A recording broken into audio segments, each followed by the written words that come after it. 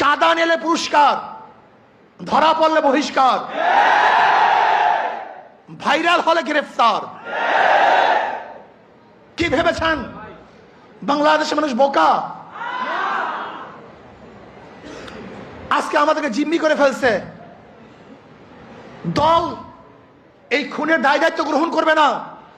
আমি স্পষ্ট ভাষায় বলতে চাই, এই খুনের দায় দায়িত্ব তারেক জিয়াকে গ্রহণ করতে হবে। এই খুনের দায় দায়িত্ব মির্জা ফখরুলকে গ্রহণ করতে হবে। এই খুনের দায় দায়িত্ব বিএনপিকে গ্রহণ করতে হবে। এই খুনের দায় দায়িত্ব গোটা প্রশাসন গ্রহণ করতে হবে। ইসলামী যুব আন্দোলন বাংলাদেশ কর্তৃক আয়োজিত আজকে সম্মেলনের সম্মানিত সভাপতি ওলামায়ে